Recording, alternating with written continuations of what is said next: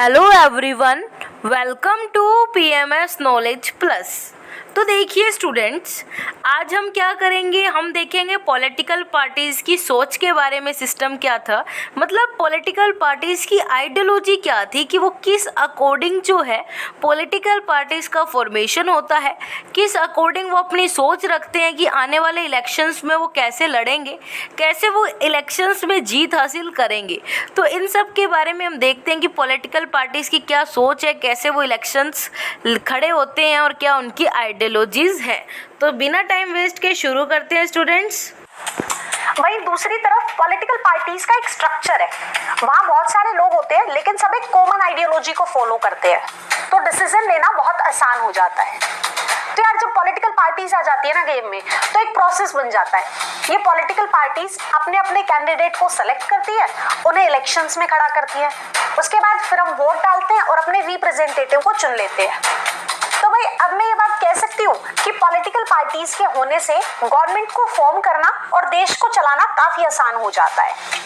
तो अब अपना अगला टॉपिक है, बस स्टूडेंट्स इसमें इतना ही था कि पॉलिटिकल पार्टीज़ के होने से क्या होता है, कंट्री को प्रॉपर तरीके से मैनेज किया जा सकता है, अच्छे से मैनेज किया जा सकता है कंट्री को with the help of political parties. क्योंकि गवर्नमेंट किनकी बनती है, गवर्नमेंट में सभी क्या करते हैं, ये लोग पॉलिटिकल पार्टीज़ अपने अपने मेंबर्स को खड़ा करती हैं। उसके बाद अगर वो मेंबर लोगों को पसंद आ जाए, मतलब उस मेंबर का वर्क उस पॉलिटिकल पार्टी से ऑलरेडी जो लोग हैं वो संतुष्ट हो, सेटिस्फाई हो, तो उस पार्टी को क्या कर देते हैं, लोग भारी मात्रा में वोट देते हैं, जिसकी वजह से वो जो पार्टी होती है वो क्या आ जाती है, गवर्नमेंट बना लेती है अपनी, और सरकार है जो बन जाती है उस पॉलिटिकल पार्टी की। ठीक है, तो ये आपको समझ आ गया। अब चलते हैं हमारे नेक्स्ट टॉपिक पर कि नेक्स्ट टॉपिक क्या है। आसान हो जाता है।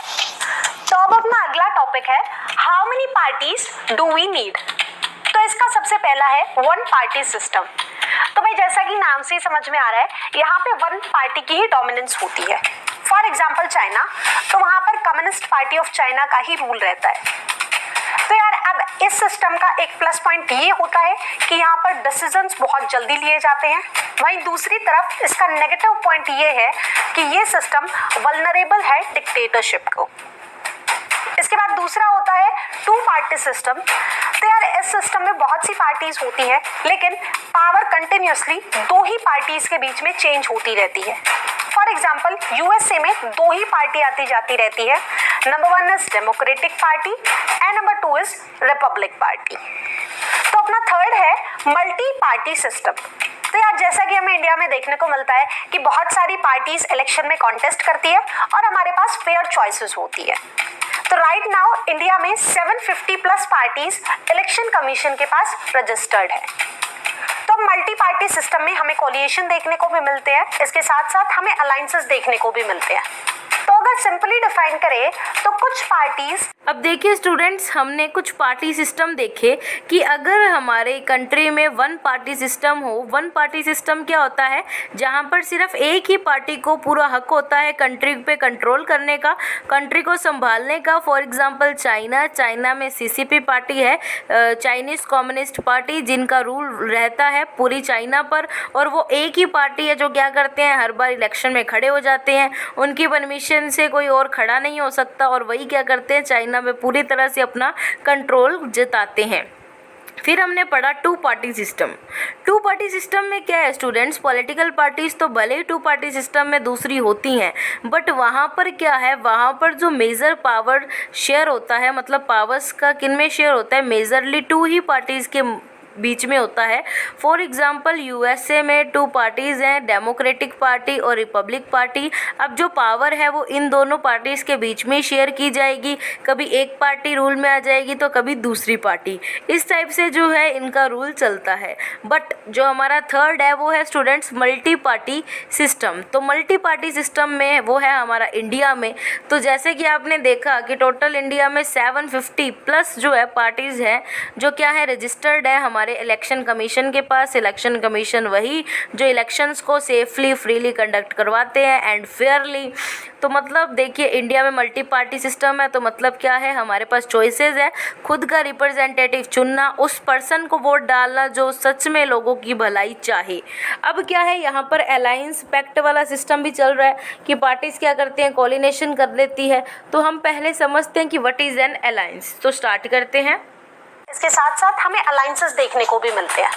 तो अगर सिंपली डिफाइन करें तो कुछ पार्टीज साथ में मिलकर इलेक्शन में पार्टिसिपेट करती हैं और ऐसा करने से उनके जीतने के चांसेस बढ़ जाते हैं। तो 2004 से 3 फेमस अलायंसेस हमें देखने को मिलते हैं। Number 1 is NDA, national democratic alliance, जो बीजेपी का है।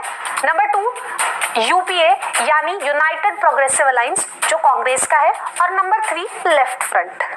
तो अगर किसी कंट्री में फेडरलिज्म को फॉलो किया जाता है तो वहां मेनली 2 तरह की पार्टीज होती है।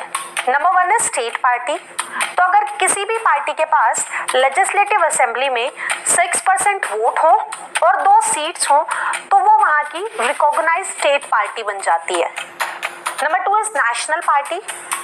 तो अगर किसी भी पार्टी के पास लोकसभा में 6% वोट हो और 4 सीट हो तो वो रिकॉग्नाइज्ड नेशनल पार्टी बन जाती है। और 2006 के अकॉर्डिंग हमारे पास अभी फिलहाल 6 नेशनल पार्टीज हैं। तो अब एक बार इनको भी ब्रीफली डिस्कस कर लेते हैं। Number 1 Indian national Congress. तो ये 1885 में A.O. ह्यूम्स ने। अब देखिए स्टूडेंट्स, हमने देखा कि पॉलिटिकल पार्टीज कैसी होती हैं, किस सिस्टम से होती हैं। तो पॉलिटिकल पार्टी में हमने समझा कि कोऑर्डिनेशन गवर्नमेंट भी बन सकती है, यानी कि कोई एक पर्टिकुलर पार्टी जब मेजॉरिटी को क्रैक नहीं कर पाती, जब मेजॉरिटी ऑफ स्टेट किसी जगह से वो नहीं ले पाते, तब वो कोऑर्डिनेशन का सहारा लेते हैं, वो अलायंस का सहारा लेते हैं, जिसकी वजह से क्या है, वो गवर्नमेंट बना लेते हैं। इंडिया में भी फेमस कोऑर्डिनेशन हुए हैं, लगभग जो 5 या फिर 3 कोऑर्डिनेशन हो चुके हैं, ठीक है।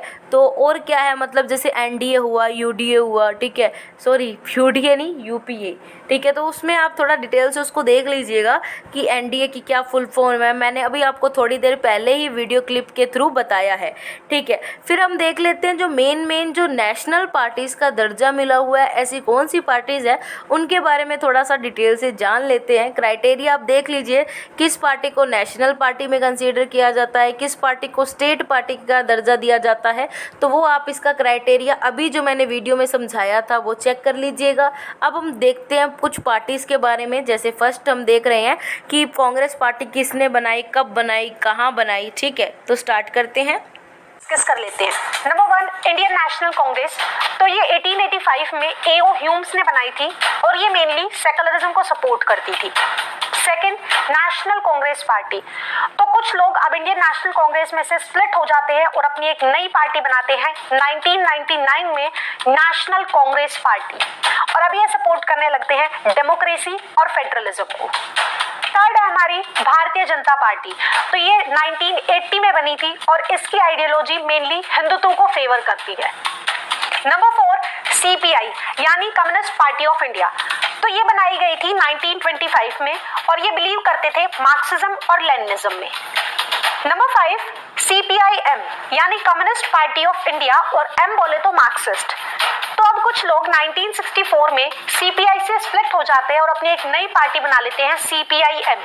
तो लास्ट है हमारी बहुजन समाज पार्टी, जो 1984 में बनाई गई थी काशीराम की लीडरशिप के अंडर, और ये रिप्रेजेंट करती है दलित्स को और रिलीजियस माइनॉरिटीज को। तो अब अपना नेक्स्ट टॉपिक है चैलेंजेस टू पॉलिटिकल पार्टीज। अब देखिए स्टूडेंट्स, हमने कुछ मेजरली पार्टीज़ के बारे में डिस्कशन किया। जस्ट आपको उसमें यही बताया गया है कि ये पर्टिकुलर पार्टी किसको सपोर्ट करती है। फॉर एग्जांपल हमने देखा कुछ पार्टी सेकुलरिज्म को सपोर्ट कर रही हैं, कुछ हिंदुइज्म को सपोर्ट कर रही हैं, और कुछ किसको कर रही हैं, फेडरलिज्म एंड पावर शेयरिंग को। तो इस टाइप से पार्टीज़ का बताया हुआ है कौन सी पार्टी किस सिस्टम को सपोर्ट कर रही है, कब बनी, क्या उनका प्रॉपर नेम है, तो आप डिटेल से देख लीजिएगा। अब हम चलते हैं हमारे टॉपिक पर, जो टॉपिक है challenges to the political parties, यानी कि क्या क्या प्रॉब्लम्स आती हैं पॉलिटिकल पार्टीज़ को, उनको भी ज़रा हम देख लेते हैं। Challenges to political parties. Point number 1, lack of internal democracy within party. तो जो ज़्यादातर पार्टीज होती है ना, उनमें ना तो रेगुलर रजिस्टर्स मेंटेन करके रखे जाते हैं, ना मीटिंग्स होती है, तो यार एक्चुअली होता क्या है ना, पार्टीज में ज्यादातर जो बातें होती है वो बड़े लीडर्स या मिनिस्टर्स तक ही रह जाती है। ऑर्डिनरी मेंबर्स के पास कोई वैलिड इन्फो नहीं होती है। तो पार्टीज में ट्रांसपेरेंसी की बहुत ही ज्यादा कमी होती है। Point number 2, dynastic succession. तो इसका सीधा सा मतलब है भाई भतीजावाद। तो जो टॉप लीडर्स होते हैं या बड़े मिनिस्टर्स होते हैं वो अपने फैमिली मेंबर्स को फेवर करते हैं, उन्हें उनकी मनचाही पोजीशन प्लस उन्हें टिकट दे देते हैं। Point number 3, money and muscle power. तो भाई कुछ भी कह लो, पैसा सबसे ऊपर बोलता है। तो अब जो बड़ी बड़ी कंपनीज होती है वो इन पार्टी पॉलिसीज को अपने लिए फेवरेबल रखने के लिए उन्हें भर भर कर पैसा देती है, और इवन कई बार पार्टीज क्रिमिनल्स को भी यूज करती है इलेक्शंस में जीतने के लिए। Point number 4, parties do not offer meaningful choices. तो यार अगर आप ऑब्जर्व करते हो तो आजकल ज्यादातर पार्टीज की आइडियोलॉजी सेम ही होती है, ठीक है। मेन जो गोल होता है वो इकोनॉमिक डेवलपमेंट को लेकर ही होता है। एक एग्जांपल लेते हैं, ब्रिटेन की जो लेबर पार्टी है और दूसरी जो कंजर्वेटिव पार्टी है, इन दोनों की आइडियोलॉजी बिल्कुल सेम है, डिफरेंस है इनकी इम्प्लीमेंटेशन पॉलिसीज में। तो यार मैं ये बात बोल सकती हूँ कि कोई भी जीते फर्क नहीं पड़ने वाला, क्योंकि अगर आइडियोलॉजी सेम है तो काम एक ही डायरेक्शन में होगा। तो ये थे हमारे 4 मेजर चैलेंजेस। अब देखिए स्टूडेंट्स, क्या चैलेंजेस है पॉलिटिकल पार्टी से रिलेटेड। मैंने आपको ये बता दिया था कि हम पॉलिटिकल पार्टीज़ की प्रॉब्लम देखेंगे, लेकिन अभी हम इस चैप्टर में वो नहीं देखेंगे। हमें जस्ट ये देखना है कि पॉलिटिकल पार्टीज़ की क्या क्या कमियां हैं, वो क्या क्या करती हैं जो बिल्कुल सही नहीं है। तो हमने देखा जो पॉलिटिकल पार्टीज़ हैं वो डायनेस्टिकल सक्सेशन रूल अपनाती हैं, यानी कि मान लीजिए किसी का जो फादर है वो मिनिस्टर है तो आगे के मिनिस्टर उनके बेटे ही बनेंगे, ठीक है। तो मतलब इस टाइप से क्या है, वो अपनी फैमिली को जगह देती हैं ताकि नेक्स्ट जनरेशन जो है इसी पार्टी सिस्टम में रहे और उन्हीं का रूल चलता रहे। और जो पार्टीज़ हैं वो क्या करती हैं, मनी का यूज़ करती हैं, मसल पावर यूज़ करती हैं। कई तो ऐसी पॉलिटिकल पार्टीज़ होती हैं जो क्या करती हैं, क्रिमिनल्स का यूज़ करती हैं इलेक्शंस को जीतने में। और कुछ ऐसी पॉलिटिकल पार्टीज़ होती है जो हमें चॉइस ही नहीं देती, एक जैसी चॉइस होती है उनकी। मतलब 2 पॉलिटिकल पार्टी स्टूडेंट खड़ी हो गई, मान लो A political party and second political party B.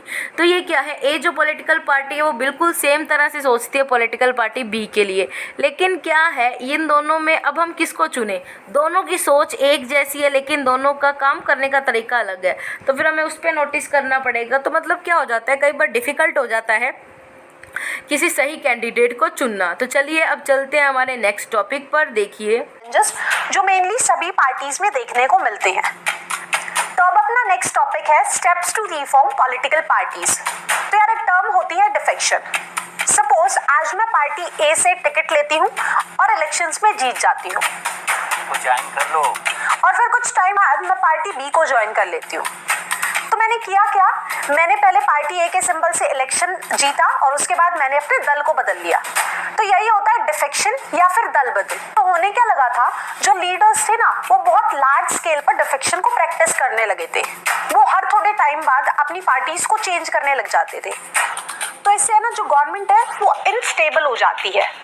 और अब इसी चीज को प्रोटेक्ट करने के लिए एक लॉ बनाया गया, एंटी डिफेक्शन लॉ। और अगर लीडर्स बार बार डिफेक्शन करते हैं तो इस लॉ के अंडर कुछ स्ट्रिक्ट एक्शंस लिए जाते थे। पॉइंट नंबर 2, अब सुप्रीम कोर्ट ने एक ऑर्डर पास किया। तो अब से जो भी कैंडिडेट इलेक्शन में पार्टिसिपेट करेगा उसे अपना एक एफिडेविट देना होगा, और उसमें उसकी सारी डिटेल्स होगी, जैसे उसके पास कितनी प्रॉपर्टी है, किन किन सोर्सेज से वो इनकम जनरेट करता है, कितने क्रिमिनल केसेस है, एवरीथिंग। पॉइंट नंबर 3, तो यार अब इलेक्शन कमीशन है ना कंपल्शन कर देता है कि एक तो पार्टीज को रेगुलरली अपनी मीटिंग्स करानी पड़ेगी, प्लस उन्हें रेगुलर बेसिस पर अपने इनकम टैक्स रिटर्न को फाइल करना होगा। लेकिन यार अगर देखा जाए तो आज भी इंडिया में इन सब रिफॉर्म्स को एज अ फॉर्मेलिटी ही ट्रीट किया जाता है। तो अब आते हैं इस चैप्टर के लास्ट टॉपिक। अब देखिए स्टूडेंट्स,